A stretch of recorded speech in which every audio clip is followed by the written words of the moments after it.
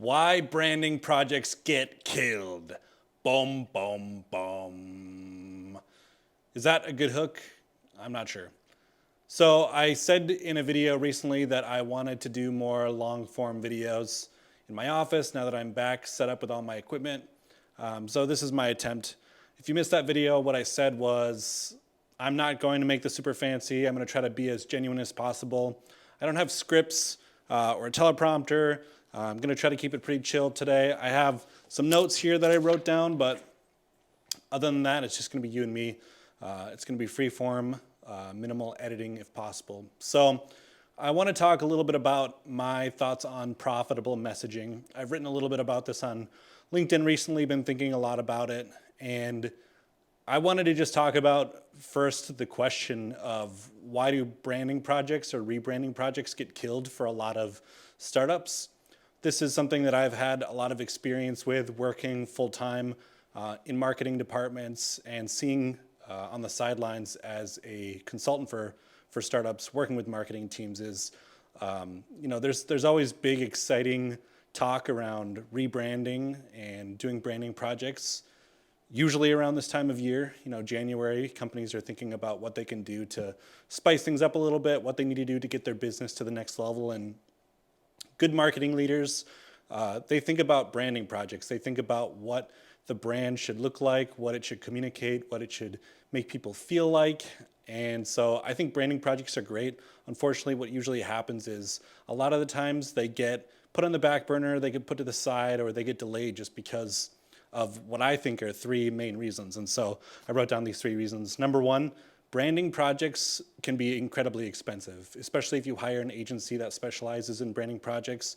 We're talking like six-figure projects sometimes, could be anywhere from 70, 100, 150K, depending on how much branding you're talking about.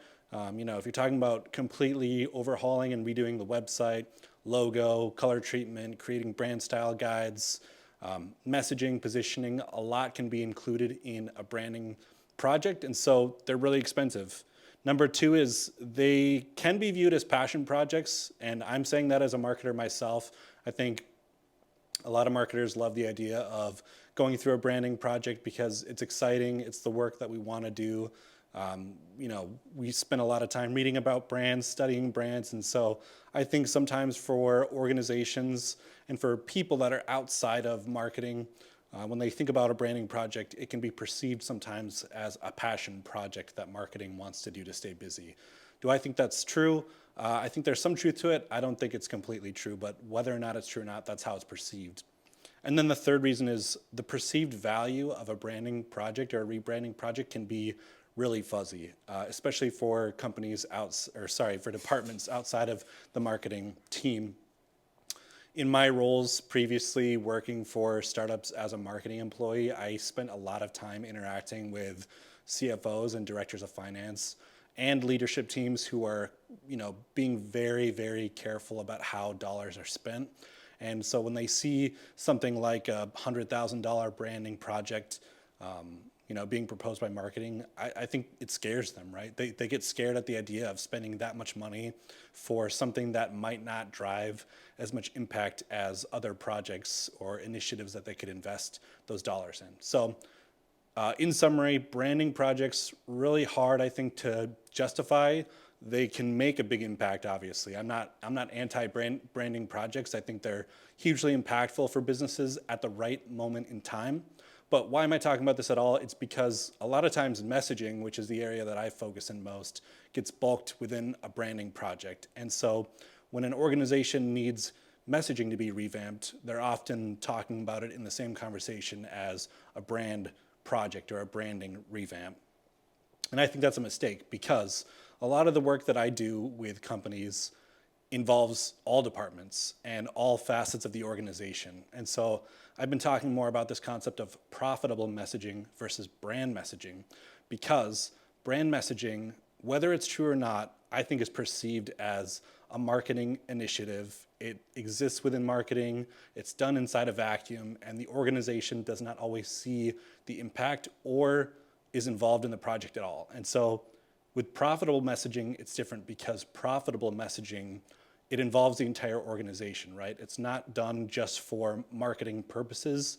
It's done because the organization as a whole needs a stronger way to communicate value, a stronger way to communicate differentiation, a narrative. And they're thinking about things like ICPs, they're thinking about go-to-market strategy, product roadmap, and they're thinking about messaging in ways that are bigger than a brand messaging project. So a question that I wrote down, and I've talked about this on LinkedIn too before, is, are we just talking about semantics here? Is brand messaging and profitable messaging the same thing? In my experience, working with companies over the last 15 years, they're definitely not the same thing. Brand messaging and profitable messaging are not the same at all. And here's why I think they're not the same. Brand messaging is really important. It's about defining things like voice, personas, personality, mission, values, and the marketing copy that gets used across marketing channels, right?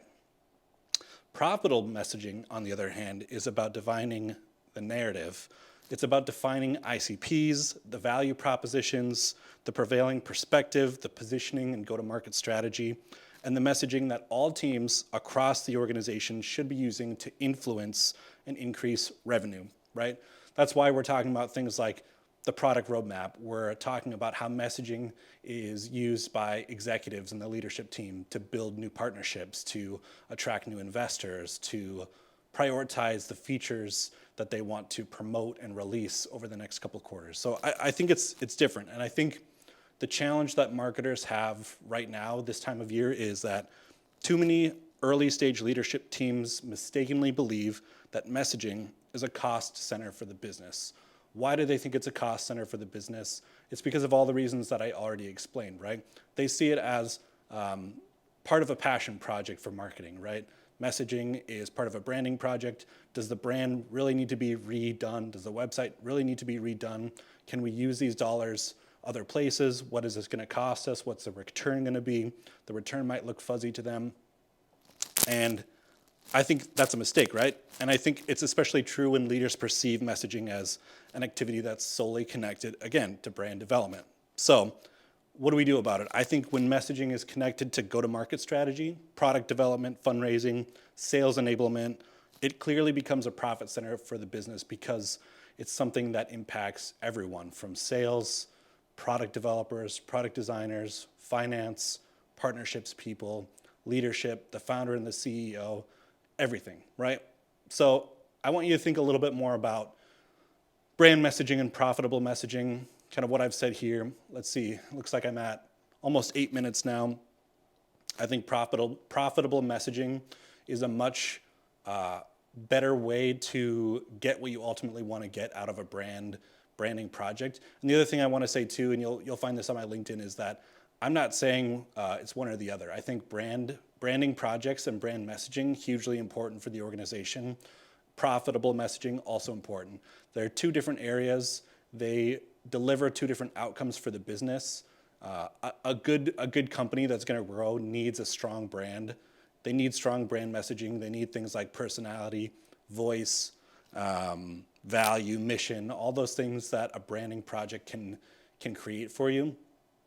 But in those early phases where growth is just crucial and every dollar is just being scrutinized, I think profitable messaging is something that has to happen for the organization because of those conversations that are already happening around product development, ICPs, strategic vision, go-to-market strategy.